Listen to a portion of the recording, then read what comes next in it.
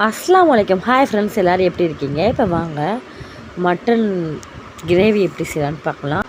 அதுக்கு நம்ம சேனலில் பார்த்தா புதுசாக பார்க்கணும், சப்ஸ்கிரைப், லைக் அண்ட் ஷேர் பண்ணுங்கள். ஸ்கிப் பண்ணாமல் பாருங்கள் ஃப்ரெண்ட்ஸ். நம்ம அப்போ தான் வந்து என்னென்ன இன்க்ரீடியன்ட்லாம் சேர்த்துன்னு சொல்லிட்டு உங்களுக்கு தெரியும். அதுக்கு வந்து ஒரு கடாயை வச்சுக்கோங்க. கடாயை வச்சுட்டு ஆயில் டீஸ்பூன் வந்து எண்ணெய் விட்டுக்கோங்க. எண்ணெய் விட்டுட்டு 2 பட்டை 2 ஏலக்காய் சேர்த்துக்கோங்க. சேர்த்துட்டு மட்டன் வந்து மஞ்சத்தூள் மட்டும் சேர்த்து வேக விட்டு வச்சுருக்கேன். 7 விசில் வந்து வேக விட்டு வச்சுருக்கேன். அதையும் சேர்த்துட்டு 1 டீஸ்பூன் வந்து மிளகாய்த்தூள் சேர்த்துக்கோங்க, தனி மிளகாய்த்தூள். 1 டீஸ்பூன் வந்து கரம் மசாலா சேர்த்துக்கோங்க. அதையும் சேர்த்து நல்லா வந்து மிக்ஸ் பண்ணிக்கோங்க. மிக்ஸ் பண்ணிவிட்டு ஒரு பவுலில் வந்து 2 டீஸ்பூன் வந்து இதால் வந்து 3 டீஸ்பூன் வந்து மைதா மாவு சேர்த்துட்டு கொஞ்சமாக தேவையான அளவு தண்ணி வந்து கொஞ்சமாக 1/4 கிளாஸ் போதும் சேர்த்துட்டு அதை வந்து நல்லா பேஸ்ட் மாதிரி நல்லா வந்து கரைச்சிக்கோங்க. கரைச்சிட்டு இந்த கறியில் வந்து ஊற்றிக்கலாம். ஊற்றிட்டு அதையும் நல்லா மிக்ஸ் பண்ணிக்கோங்க. மிக்ஸ் பண்ணிவிட்டு உங்கள்கிட்ட க்ரீம் இருந்துச்சுன்னு வச்சுக்கோங்களேன், அதை சேர்த்துக்கோங்க. ரொம்ப க்ரீமியாக சூப்பராக இருக்கும். என்கிட்ட க்ரீம் இல்லை, ஸோ அதனால் வந்து நான் வந்து பால் தான் சேர்த்துருக்கேன். பால் சேர்த்துட்டு அதையும் நல்லா மிக்ஸ் பண்ணிக்கோங்க. கொஞ்சமாக ரொம்பலாம் தண்ணி ஊற்றக்கூடாது. கொஞ்சமாக வந்து ஒரு 3 டேபிள் ஸ்பூன் வந்து ஊற்றிக்கோங்க. ஊற்றிட்டு அதையும் நல்லா மிக்ஸ் பண்ணிவிட்டு வச்சுக்கோங்க.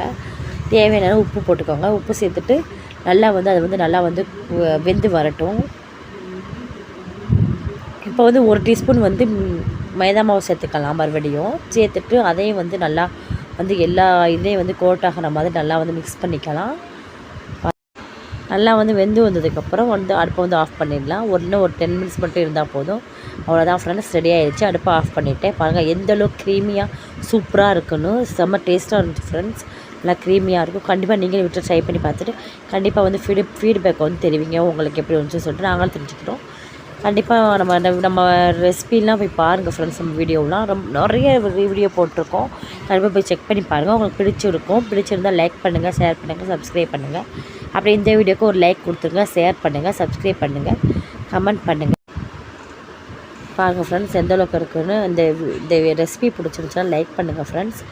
ஓகே ஃப்ரெண்ட்ஸ், நம்ம வந்து இன்னொரு இன்ட்ரெஸ்டிங்கான வீடியோவில் வந்து நம்ம சந்திப்போம். ஓகே ஃப்ரெண்ட்ஸ், அது வரைக்கும் பாய், டேக் கேர், தேங்க்ஸ் ஃபார் வாட்சிங்.